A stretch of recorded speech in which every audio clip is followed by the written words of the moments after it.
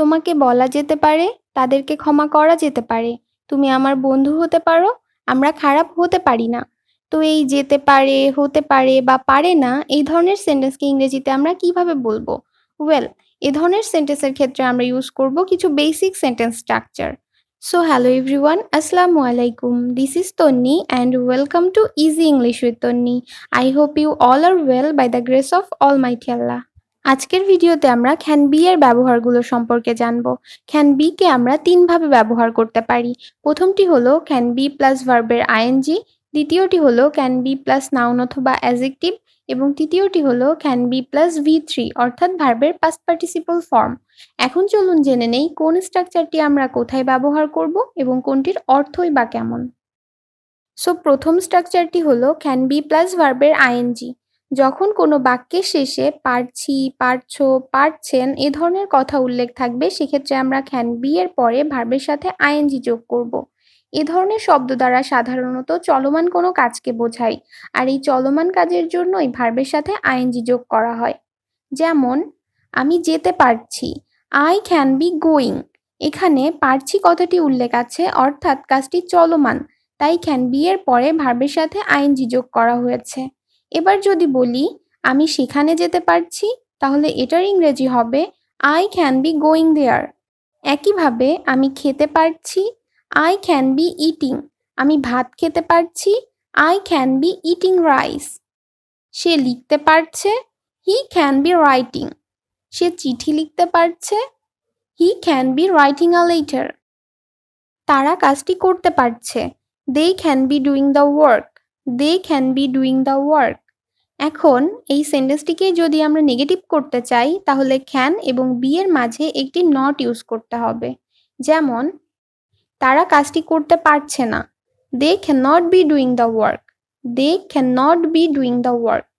একইভাবে এই সেন্টেন্সটিকেই যদি আমরা ইন্টারোগেটিভ করতে চাই তাহলে ক্যান সেন্টেন্সের শুরুতে বসবে। যেমন তারা কি কাজটি করতে পারছে, can they be doing the work. Can they be doing the work. এখন চলুন জেনে নেই ক্যান বি এর দ্বিতীয় স্ট্রাকচারটি। দ্বিতীয় স্ট্রাকচারটি হলো ক্যান বি প্লাস নাউন অথবা অ্যাজেক্টিভ। হতে পারি বা পারো অর্থে ক্যান বি এর পরে নাউন অথবা অ্যাজেক্টিভ বসে। যেমন তুমি একজন শিক্ষক হতে পারো, you can be a teacher. You can be a teacher. তিনি একজন লেখক হতে পারেন, he can be a writer. He can be a writer. তুমি আমার বন্ধু হতে পারো, you can be my friend. You can be my friend. এখন এই সেন্টেন্সটিকেই যদি আমরা প্রশ্ন করতে চাই, তুমি কি আমার বন্ধু হতে পারো, can you be my friend. Can you be my friend. একইভাবে নেগেটিভ সেন্টেন্সের ক্ষেত্রে আমাদেরকে নট ইউজ করতে হবে।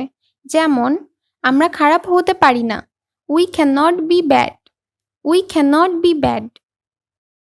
ক্যান বি এর তৃতীয় স্ট্রাকচারটি হলো ক্যান বি প্লাস V3। কাউকে কোনো কিছু করা যেতে পারে অর্থে ক্যান বি এর পর V3 অর্থাৎ ভার্বের পাস্ট পার্টিসিপল ফর্ম হয়। যেমন তোমাকে বলা যেতে পারে, you can be told. You can be told. তাকে সাহায্য করা যেতে পারে, he can be helped. He can be helped. এটা করা যেতে পারে, it can be done. It can be done. এটা বাদ দেওয়া যেতে পারে, it can be cancelled. It can be cancelled. তাদেরকে ক্ষমা করা যেতে পারে, they can be forgiven. They can be forgiven. তাদেরকে কি ক্ষমা করা যেতে পারে, can they be forgiven. Can they be forgiven. তাদেরকে ক্ষমা করা যেতে পারে না, they can not be forgiven or they can't be forgiven. এ ধরনের কিছু স্ট্রাকচার শিখে কিন্তু আপনারা নিজেরা অসংখ্য সেন্টেন্স মেক করতে পারেন। আশা করছি যারা সেন্টেন্স মেক করতে পারেন না তাদের জন্য ভিডিওটি অনেক হেল্পফুল হবে। ভিডিওটি ভালো লাগলে একটি লাইক দিয়ে শেয়ার করতে পারেন।